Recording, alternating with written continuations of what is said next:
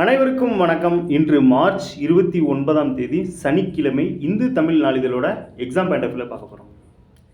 இன்றைக்கி தலைப்பு செய்தி என்ன கொடுத்துருக்காங்க அப்படின்னா, அடுத்தடுத்து ஏற்பட்ட பயங்கர நிலநடுக்கத்தால் மியான்மர் தாய்லாந்தில் கட்டிடங்கள் தரைமட்டம் அப்படின்னு சொல்லி நியூஸாக கொடுத்துருக்காங்க. மலேசியா, வங்கதேசம், சீனா மட்டுமின்றி இந்தியாவின் வடகிழக்கு மாநிலங்களிலும் அதிர்வு உணரப்பட்டது அப்படிங்கிறது கொடுத்துட்டு, உயிரிழப்பு எண்ணிக்கை 1000 தாண்டும் அப்படின்னு சொல்லி அஞ்சப்படுகிறது அப்படின்னு கொடுத்துருக்காங்க.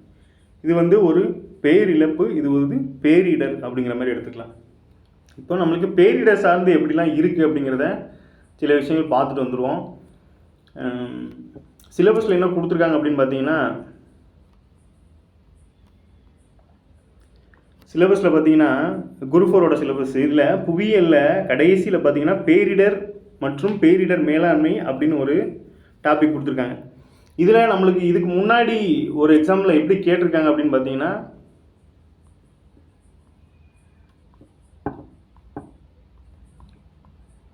இந்த கொஸ்டினை கேட்டிருக்காங்க. இது என்ன கொஸ்டின் அப்படின்னு பார்த்தீங்கன்னா, where is the disaster recovery centre in Tamil Nadu, Tiruchirappalli. இதில் என்ன இருக்குது அப்படின்னு பார்த்தீங்கன்னா, இந்த மாதிரி ஒரு கேள்வியை கேட்டுட்டு இதில் ஃபஸ்ட் ஆப்ஷனை பார்த்தீங்கன்னா சென்னையை தான் வச்சுருந்தாங்க. அப்போ நம்ம என்ன நினைப்போம் அப்படின்னா, ஒரு ஸ்டேட்டோட கேபிட்டல் மோஸ்ட்லி, அதாவது ஒரு ஹெட்டு பார்த்திங்கன்னா மோஸ்ட்லி கேபிட்டல் தான் இருக்கும் அப்படின்னு நம்ம இமேஜின் பண்ணுவோம். பட் அதுக்கு இதாக மாற்றாக பார்த்திங்கன்னா தமிழ்நாட்டோட சென்ட்ரு பகுதியான திருச்சிராப்பள்ளியில் அந்த டிசாஸ்டர் ரெக்கவரி சென்டர் இருக்குது. ஸோ அதாவது எங்கே நடந்தாலும் போய் பண்ணுற மாதிரி இருக்கிறதுக்காக கூட ஒரு சென்ட்ரல் பிளேஸில் வச்சுருக்கலாம். ஸோ இந்த மாதிரி ஒரு கன்ஃபியூஸ் ஆகக்கூடியது, இந்த மாதிரி குழப்பமாகக்கூடிய விஷயங்களை கொஞ்சம் நல்லாவே தெரிஞ்சுக்கோங்க. ஏன்னா அது மாதிரி கேள்விகள் தான் இருக்குது. ஏன் இது மாதிரி குழப்புறாங்க, அதாவது எதை வச்சு இப்படி குழப்புறாங்க அப்படின்னு நீங்கள் இது பண்ணிங்கன்னா, ஏ ஆப்ஷனில் சென்னை அப்படிங்கிறது இதாக ஸ்பெசிஃபிக்காக இருந்துச்சு. ஸோ நம்ம சென்னைன்னு போடுறதுக்கான அதிகபட்ச வாய்ப்பு இருக்கிறதுனால கூட அந்த ஆப்ஷனை வச்சுருந்துருக்கலாம். ஸோ அது ரெண்டாவது ஆப்ஷனாக திருச்சிராப்பள்ளி இருந்துச்சு. அது ஒன்று. இந்த கொஸ்டினை நான் பார்த்துருக்கேன், ஆனால் இப்போ டக்குன்னு எடுக்க முடியல அப்படிங்கிறதுனால உங்களுக்கு நெட்டு சோர்ஸாக உங்களுக்கு கொடுத்துறேன். ஸோ இந்த வகையில் இந்த நியூஸை பொறுத்தளவில் இந்த மாதிரி பேரிடர் வரும்போது பேரிடர் சார்ந்து நம்மளுக்கு கேட்குறாங்க. மெயினாக பார்த்தீங்கன்னா அந்த பேரிடர் ஆக்ட் வரும். பேரிடர் ஆக்ட் எப்படின்னா, நமக்கு சுனாமி 2004 தாக்கியிருக்கோம்.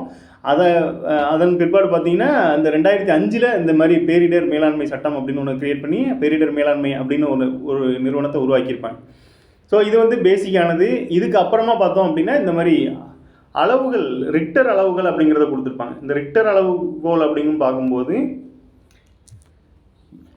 அதோட அந்த அதிர்வு தன்மை அதை பற்றி கேட்பாங்க. ரிக்டர் அப்படிங்கிறது ஒருத்தரோட பேரை தான் அப்படி வச்சுருக்காங்க. ரிக்டர் அப்படின்னு சொல்லி ஒருத்தரோட பேரை தான் அந்த அளவுகோலுக்கு பேராக வச்சுருக்காங்க. ஸோ அவர் கண்டுபிடிச்சதுனால அவர் பேர்லேயே அந்த அளவுகோல் இருக்குது. இங்கே பாருங்கள், 1.0 ஸ்டார்ட் ஆகி 10 வரைக்குமே அந்த அளவுகள் இருக்கும். இதில் இந்த 6.0 தாண்டும் போது, 6.5 தாண்டும் போது பார்த்தீங்கன்னா ஸ்ட்ராங் அப்படின்னு கொடுத்துருக்காங்க. அதில் அந்த 6 தாண்டும் போது தான் பார்த்தீங்கன்னா பொருள் சேதமும் உயிர் சேதமும் அதிகமாக இருக்கும் அப்படின்னு சொல்லி சொல்லப்படுது. ஸோ இந்த வகையில் இதுதான் இந்த ரிக்டரோட ஸ்கேலு. அப்போ இது மாதிரியும் அந்த அளவுகள் பொறுத்தும் அந்த சேதங்கள் மாறுபடுது. அது போக ஓகே, இது போக நம்ம நியூஸில் என்ன கொடுத்துருக்காங்க அப்படின்னா, இப்போ நம்ம இந்த அளவுகோல் பார்த்துட்டோமா, இதை வச்சு ரிக்டர் அளவுகளில் பார்த்தீங்கன்னா நேற்று 2 வாட்டி இதாக இருக்குது. மொதல் டைம் ஆகும்போது 7.7, நம்ம 6 தாண்டினாலே அதிகமாக இழப்பு ஏற்படும் சொல்லியிருக்கோம். ஸோ 7.7. ரெண்டாவது முறை நடக்கும்போது 6.8 அப்படிங்கிற மாதிரி பதிவாயிருக்கு. மியான்மரோட அந்த வடமேற்கு பகுதியில் இந்த நிலநடுக்கத்தை பொறுத்தளவில் நம்ம பூமியில் தான் அதிர்வு நடக்குன்னு நினைக்கிறோம். ஆனால் கடலுக்குள்ளே இவ்வளோ ஆழத்தில் அந்த எர்த்குயிக் நடக்குது அப்படிங்கிறதையும் மென்ஷன் பண்ணியிருப்பாங்க. எல்லா பேரிடரும் நடக்கும்போதுமே இந்த மாதிரி கடலோட ஆழத்தையும் மென்ஷன் பண்ணுவாங்க. அப்போ பாருங்கள், வடமேற்கே 16 கிலோமீட்டர் தொலைவிலும் 10 கிலோமீட்டர் ஆழத்திலும் இந்த பூகம்பம் மையம் கொண்டிருந்தது அப்படின்னு சொல்லியிருப்பாங்க. ஸோ இந்தியாவில் வரும்போதுமே பார்த்தீங்கன்னா இந்தோனேசியாவில் அந்த பூகம்பம் மையம் கொண்டு வந்திருக்கும். இந்தோனேசியாவில் தான் அதிகமாக பாதிப்பை ஏற்பட்டுருக்கும். ஸோ அதே மாதிரி தான் இதுலேயும் கொடுத்துருக்காங்க. ஸோ ரிக்டர் அளவுகோலில் பார்த்தீங்கன்னா ரிக்டருங்கிறது ஒருத்தரோட பேர், அவர் கண்டுபிடிச்சதுனால அவர் பேர்லேயே வச்சுருக்காங்க. ஸோ 0 to 10 வரைக்குமே இருக்குது. 7.7 உணரப்பட்டிருக்கு அப்படிங்கிறத தெரிஞ்சுக்கலாம். இந்தியாவோட வடகிழக்கு மாநிலங்களிலும் அதிர்வு உணரப்பட்டது. மேற்கு வங்க தலைநகர் கொல்கத்தா, மணிப்பூர் தலைநகர் இம்பால் உள்ளிட்ட இடங்களில் சுவரில் இருந்த பொருட்கள் ஆடியதாக மக்கள் கூறினர் அப்படிங்கிற விஷயத்தை சொல்லியிருக்காங்க. ஸோ இதுதான் அந்த பேரிடர் சம்மந்தமாக சொல்ல நினச்சேன். ஸோ சிலபஸ் வச்சு உங்களுக்கு சொல்லியாச்சு. அடுத்ததாக அந்த மியான்மரில் பார்த்தீங்கன்னா 2021ஆம் ஆண்டு முதல் இராணுவ ஆட்சி நடைபெற்று தான். ஸோ அதையும் கொடுத்துருக்காங்க. அடுத்ததான் நேற்று சட்டசபையில் பார்த்தீங்கன்னா இந்த வாழ்ந்து காட்டும் திட்டத்தை பற்றி பேசியிருக்காங்க.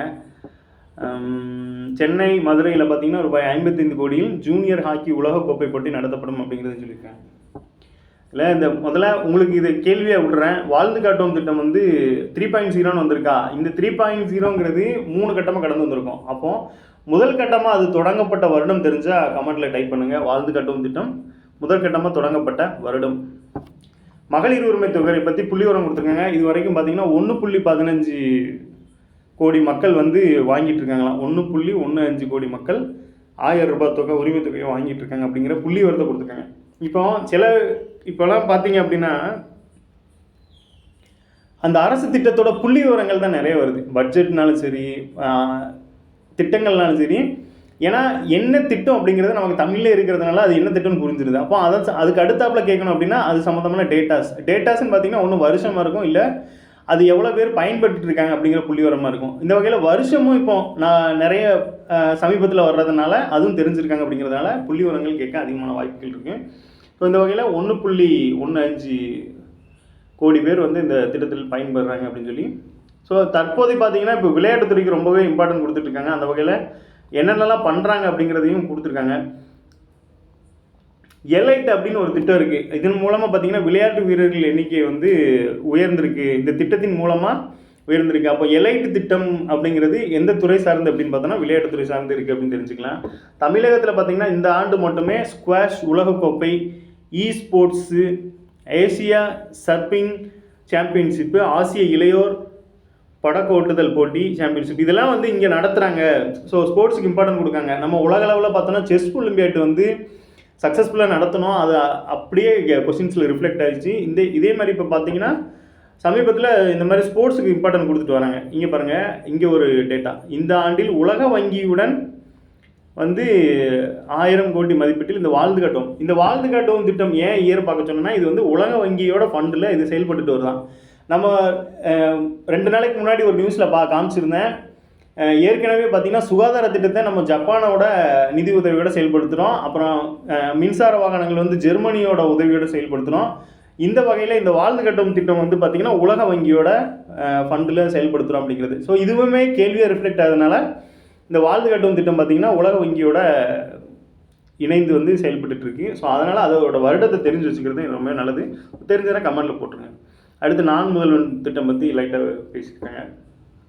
ஸோ இந்த மாதிரிலாம் நியூஸ் வரும்போது அதில் என்ன மாதிரி திட்டங்கள்லாம் சொல்கிறாங்க, எதுக்கு இம்பார்ட்டன்ட் கொடுக்காங்க அப்படிங்கிறத இதன் மூலமாக தெரிஞ்சுக்கலாம். ஸோ அடுத்ததாக வனம் சம்மந்தமாக கொடுத்துருக்காங்க.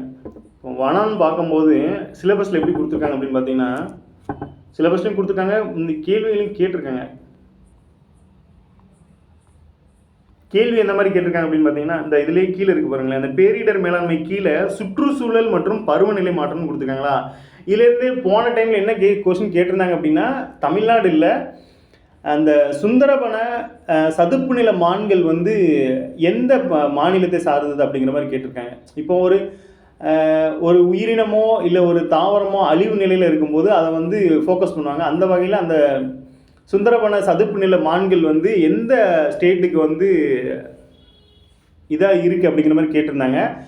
அது எது சம்மந்தமாக கேட்டிருக்காங்கன்னு பார்த்தோம்னா இந்த மாதிரி சுற்றுச்சூழல் தான். சுற்றுச்சூழலை வந்து இந்த காடுகளும் விலங்கினங்களும் தான் அது சார்ந்து இருக்கிறதுனால ஸோ அந்த மாதிரி கேள்விகளும் கேட்குறாங்க ஜாகிரபியிலிருந்து அப்படிங்கிறத இது மூலமாக தெரிஞ்சுக்கலாம். அந்த வகையில் நம்ம தமிழ்நாடு இது அரசு சார்பாக எப்படி ஃபோக்கஸ் பண்ணுறாங்க அப்படிங்கிறத பாருங்கள். தலைப்பு என்னென்னா 20,000 மாணவர்களுக்கு வனப்பயிற்சி அப்படின்னு கொடுத்துருக்காங்க. அதுக்கு கீழே சுற்றுச்சூழல் மற்றும் காலநிலை மாற்றம் மற்றும் வனத்துறை. முந்தி வந்து வனத்துறைன்னு மட்டும்தான் இருந்துச்சு. ஆனால் இப்போ பாருங்கள் அது பெயர் மாற்றம் பண்ணி சுற்றுச்சூழல் காலநிலை மாற்றம் மற்றும் வனத்துறை அப்படின்னு வந்து மாற்றிருக்காங்க. ஸோ இதுலேருந்தே தெரிஞ்சுக்கலாம் நமக்கு இந்த துறைக்கு வந்து ஃபோக்கஸ் பண்ணுறாங்க அப்படிங்கிறது. இது கீழே என்ன கொடுத்துருக்காங்கன்னா அரிய வகை பறவைகளான இருவாச்சி பறவைகளை பாதுகாக்கும் வகையில் ஆனைமலை புலிகள் காப்பகத்தில் இருவாச்சி பறவைகள் பாதுகாப்பு மையம் அமைக்கப்படும். அப்போ இதை எப்படி கேட்கலாம் அப்படின்னா சமீபத்தில் வந்து இந்த மாதிரி இருவாச்சி பறவைகளை பாதுகாக்க எந்த காப்பகத்தில் வந்து பாதுகாப்பு மையம் அமைக்கப்பட்டது அப்படின்னு கேட்கலாம். அப்போ வந்து அந்த ஆனைமலை புலிகள் காப்பகத்தில் இல்லை அப்படின்னா இந்த மாதிரி எந்த பறவைக்கு வந்து பாதுகாப்பு மையங்கள் அமைச்சிருக்காங்க அப்படிங்கிற மாதிரி கேட்கலாம். அடுத்து பாருங்கள், சிங்கவால் குரங்கு, தென்னிந்தியாவின் முள்ளெலி, கழுதைப்புலி, செந்துடுப்பு காவேரி மீன் ஆகியவற்றின் வாழ்விடங்களை பாதுகாக்கும் ஆராய்ச்சி பணிகளை மேற்கொள்ளும். மற்றதை கூட ஓகே. ஃபஸ்ட்டு இது மட்டும் பார்த்திங்கன்னா இந்த இருவாச்சி பறவைகளை அரிய வகை பறவைகளான அதில் மெயின் என்னென்னா, அப்போ அரிய வகை பறவை அப்படின்னா இந்த தமிழ்நாட்டில் மட்டுமே அரிதாக காணப்படுற அந்த பறவையாக கூட இருக்கலாம். ஸோ அதை ஃபோக்கஸ் பண்ணுறதுனால அது சார்ந்து தெரிஞ்சுக்கலாம். அப்போ அது வந்து எங்கே அப்படின்னு பார்த்தீங்கன்னா, இந்த பறவைகளை பாதுகாக்கும் வகையில் ஆனைமலை புலிகள் காப்பகத்தில் இருவாச்சி பறவைகள் பாதுகாப்பு மையம் அமைக்கப்பட்டிருக்கு. ஸோ அதை கேள்வியாக மாற்றி படிச்சுக்கலாம். அடுத்து பாருங்கள், இயற்கை பாதுகாப்புக்கு மரக்கன்றுகள் நடுதல், மருத்துவ தாவரங்கள் வளர்ப்பதை ஊக்குவித்தல், வனவிலங்குகளை பாதுகாத்தல், இயற்கை சார்ந்த விழிப்புணர்வு. ஸோ இது மாதிரி பார்த்துக்கலாம் அப்படிங்கிறது தான் இதோடது. சிலபஸில் அந்த மாதிரி கொடுத்துருக்கிறதுனால சுற்றுச்சூழல் சார்ந்து வந்து பார்த்திங்கன்னா நம்ம சமீபத்தில் கேள்விகள் கேட்குறாங்க. சுற்றுச்சூழல் தினங்கள் கேட்டிருக்காங்க, சுற்றுச்சூழல் சம்மந்தமாக அந்த சட்டங்கள் கேட்டிருக்காங்க. ஸோ இந்த மாதிரிலாம் கேட்குறதுனால சுற்றுச்சூழல் சார்ந்து அப்பப்போ அப்படியே ரீகால் பண்ணிக்கிறது ரொம்பவே நல்லது. அடுத்ததாக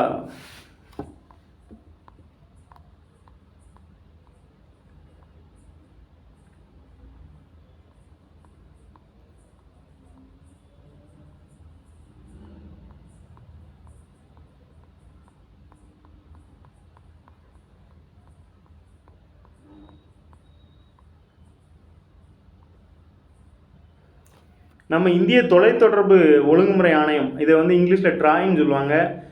இது மூலமாக தான் நம்ம சிம் கார்டுலாம் வாங்குகிறோம். சிம் கார்டோட கண்ட்ரோல் எல்லாமே இந்த ட்ராய்கிட்ட தான் இருக்கும். அப்புறம் பார்த்திங்கன்னா எது ஒன்றுனாலும் இவங்க தான் அறிவிப்பு வெளியிடுவாங்க. என்ன தான் நெட்வொர்க்கு ப்ரைவேட்டாக இருந்தால் கூட அரசு சார்ந்து ஒரு நிறுவனம் அப்படின்னு பார்த்திங்கன்னா இந்த தொலைத்தொடர்பு நிறுவனம். இது எப்போ உருவாக்கியிருக்காங்க அப்படின்னு பாருங்கள், 1997. இது ஸ்கூல் புக்கில் இருக்கான்னு தெரியல, பட் இருந்ததுனாலும் இதை ரீகால் பண்ணிக்கிறது ரொம்பவே நல்லது. ஸோ தெரிஞ்சு வச்சுக்கோங்க. பீகார் மாநிலம் இது அந்த அளவுக்கு முக்கியமாக தெரில. சரி, ஓகே. அடுத்து வாங்க. மக்களின் ஆரோக்கியத்தையும் உற்பத்தியும் உயர்த்தும் வகையில் நகரங்களில் திட்டமிடுதல். இப்போ இதில் நிறைய புள்ளி விவரங்கள் கொடுத்துருக்காங்க. இது என்ன நியூஸ் அப்படின்னு பார்த்தீங்கன்னா, இந்திய தொழில் கூட்டமைப்பு மாநாட்டில் முதல்வர் பேசின விஷயம். இந்த மாதிரி முதல்வர் பிரதமர்லாம் பேசும்போது பார்த்தீங்கன்னா அவங்க புள்ளி விவரமாக நிறைய விஷயங்கள் பேசியிருப்பாங்க. அதுதான் நம்மளுக்கு கேள்வியாகவே ரிஃப்ளெக்ட் ஆகும். இப்போ பாருங்கள், இந்தியாவோட உற்பத்தி துறையின் மொத்த மதிப்பீட்டு கூட்டலில் தமிழகம் வந்து 12% மேலே பங்களிப்பு செய்தான். ஸோ அப்போ வந்து ஒட்டுமொத்த உற்பத்தி துறையில் பார்த்திங்கன்னா தமிழ்நாடு வந்து இந்தியா லெவலில் 12% மேலே இது பண்ணுறாங்க. 3 ஆண்டுகள் பார்த்திங்கன்னா தமிழகம் 8%க்கும் அதிகமான பொருளாதார வளர்ச்சி கண்டிருக்கு அப்படின்னு சொல்லியிருக்காங்க. இது வந்து ஆமாம், நம்ம பட்ஜெட் போடும்போது பார்த்தோம், இந்த விஷயத்தை மென்ஷன் பண்ணியிருந்தாங்க. பொருளாதார ஆய்வறிக்கையில் பார்த்திங்கன்னா இந்த 8% பொருளாதாரத்தை வந்து தமிழ்நாடு மெயின்டைன் பண்ணிட்டு இருக்காங்க அப்படிங்கிற விஷயத்த சொல்லியிருப்பாங்க. அடுத்து வந்து இது நம்ம எவர்கிரீனாக பார்க்குறது தான் 2030க்குள்ள 1 ட்ரில்லியன் பொருளாதார இலக்கை தமிழக அரசு வச்சுருக்காங்க அப்படின்னும்.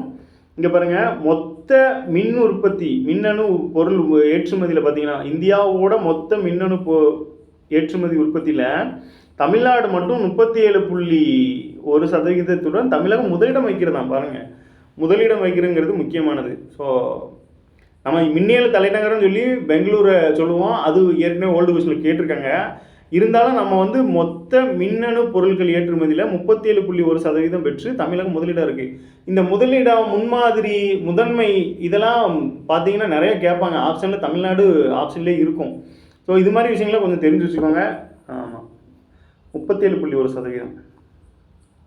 சென்னையை பார்த்தீங்கன்னா உலக தரத்திலான நகரமாக உருவாக்க அதுக்கு ஒரு திட்டத்தை வச்சுருக்காங்க. அது பேர் வந்து 3rd மாஸ்டர் பிளானா. அப்போ 3வது மாஸ்டர் பிளான் அப்படின்னு ஒரு திட்டத்தை சென்னையை வந்து உலக தலைநகரமாக மாற்றுறதுக்காக ஒரு திட்டம் வச்சுருக்காங்க அப்படின்னு சொல்லி கொடுத்துருக்காங்க. ஸோ இதுதான் இதில் உள்ள முக்கியமான புள்ளி விவரங்கள். ஸோ நோட் பண்ணிக்கோங்க. அடுத்து பாருங்கள், இங்கே ஐஐடியில் நடந்த ஒரு ஃபங்க்ஷனு. அதில் வந்து என்ன சொல்லியிருக்காங்க அப்படின்னா, தமிழகம் உள்ளிட்ட தென் மாநிலங்கள் வந்து மக்கள் தொகையை சிறப்பாக கட்டுப்படுத்தி தற்போது பிரச்சனையை உருவெடுத்துள்ளது ஆந்திர மாநில முதல்வர் வந்து சொல்லியிருக்காரு. என்ன அப்படின்னா, அகில இந்திய ஆராய்ச்சி மாணவர்கள் உச்சி மாநாடு எங்கே சென்னை ஐஐடியில் நடந்திருக்கு. சென்னை ஐஐடி சம்மந்தமாக நம்மளுக்கு சென்னை ஐஐடி வச்சு கண்டுபிடிப்புகள் இது மாதிரிலாம் கேட்பாங்க. அது சயின்ஸ் அண்ட் டெக்கில் போயிடும். இருந்தாலும் இப்போ பாருங்கள், இன்ஃபர்மேஷன் என்னென்னா, உலக அளவில் விண்வெளி மற்றும் செமிகண்டக்டர் துறையில் இந்தியா பிரமிக்கத்தக்க வகையில் முன்னேறியுள்ளது. என்ன அப்படின்னு பார்த்தா, விண்வெளியில் நமக்கு நல்லாவே தெரியும், இஸ்ரோ வந்து நிறைய சாதனைகள் படிச்சுட்டு வராங்க. இந்த செமிகண்டக்டர் துறையிலையும் பார்த்தீங்கன்னா நம்ம உற்பத்தியில் நல்லா சிறப்பாக கொண்டாடிருக்கோம். அது போக ஜம்மு காஷ்மீரில் வந்து இந்த லித்தியம் அந்த மாதிரி ஏதோ சில கனிம வளங்கள்லாம் கண்டுபிடிச்சிருக்காங்க. ஸோ அதுவும் இந்தியாவுக்கு வந்து ஒரு உத்வேகமாக இருக்குது. அடுத்து பார்த்தீங்கன்னா ஜிடிபி வளர்ச்சி விகிதத்தை பெற்றுள்ளது. 10 ஆண்டுகளில் நல்ல ஒரு ஜிடிபி வளர்ச்சியை பெற்றிருக்கு. அடுத்த பொருளாதாரத்தில் அடுத்த ஆண்டுக்குள்ளே வந்து 4வது இடத்தை பிடிப்போம் அப்படின்னு சொல்லியிருக்காங்க. 2047 வந்து உலகின் முதல் பொருளாதார வளர்ச்சியாக மாற முடியும் அப்படின்னு சொல்லி நம்பிக்கை தெரிவிச்சிருக்காங்க. ஸோ அடுத்ததாக பார்த்தோம்னா வேறு என்ன கொடுத்துருக்காங்க. ஸோ இந்த மாதிரிலாம் விஷயங்கள் இதில் வந்து டேட்டா அந்தளவுக்கு இருந்த மாதிரி தெரில. பட் இதெல்லாம் ஃபோக்கஸ் பண்ணியிருக்காங்க அப்படிங்கிறத தெரிஞ்சுக்கலாம் இது மூலமாக.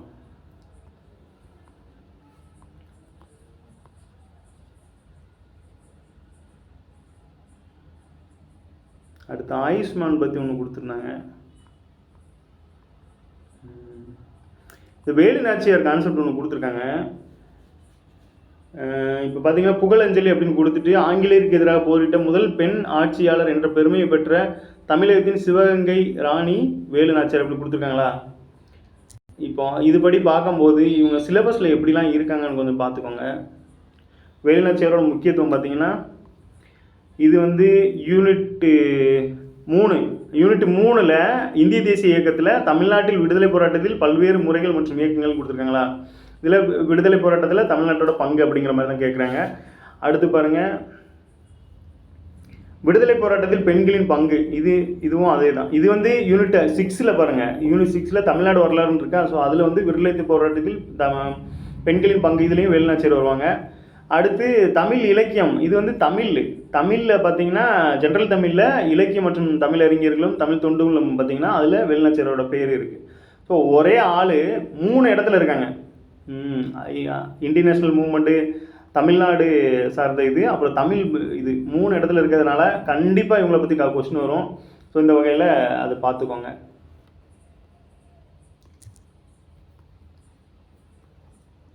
இதில் வேறு டேட்டா இல்லை, ஆனால் இதை ஃபோக்கஸ் பண்ணுறாங்க அப்படிங்கிறது மட்டும் இந்த செய்தி மூலமாக தெரிஞ்சுது. அடுத்து இங்கே பாருங்கள், இது யார் அப்படின்னு பார்த்தீங்கன்னா ரிசர்வ் வங்கியோட ஆளுநர் சஞ்சய் மல்கோத்ரா வந்து நேற்று பிரசிடெண்ட்டை வந்து சந்திச்சிருக்காங்க. ஸோ இது என்னென்னா, இப்போ நம்ம பேர் கேள்விப்பட்டிருப்பீங்க சஞ்சய் மல்கோத்ரா அப்படிங்கிறது. ஸோ இமேஜோட பார்க்கும்போது இவங்க தான் அப்படிங்கிறது. சில நேரங்களில் நம்ம எக்ஸாம்ஸில் போய் கேள்விகள் வரும்போது அந்த விஷுவல் மெமரி அப்படிங்கிறது ஒர்க்காக வாய்ப்பு இருக்குது. ஸோ அதனால் சில விஷயங்களை இமேஜோட பார்க்குறது ரொம்பவே நல்லது. நம்ம ஸ்கூல் புக்ஸ்லேயே பார்த்தீங்க அப்படின்னா இப்போ ஒரு 10 தலைவர்கள் பேர் கொடுத்துருக்காங்க அப்படின்னா அதில் ஒரு 4-5 தலைவர்களோட இமேஜ் தான் இருக்கும். ஏன்னா அவங்க அதிமுக்கியத்துவம் வாய்ந்தவங்க. கேள்வி எடுக்கிறவங்களுமே பார்த்தீங்க அப்படின்னா இந்த இமேஜஸை வச்சு சில கேள்விகள் ஃப்ரேம் ஆகிறதுக்குமே வாய்ப்பு இருக்குது. அந்த வகையில் இது மாதிரி விஷயங்களை சில பேர்கள் படிக்கும்போது அது இமேஜபுல்லாக படிச்சிங்க அப்படின்னா ரொம்பவே நல்லது. ஸோ நன்றி, மீண்டும் நாளை சந்திப்போம்.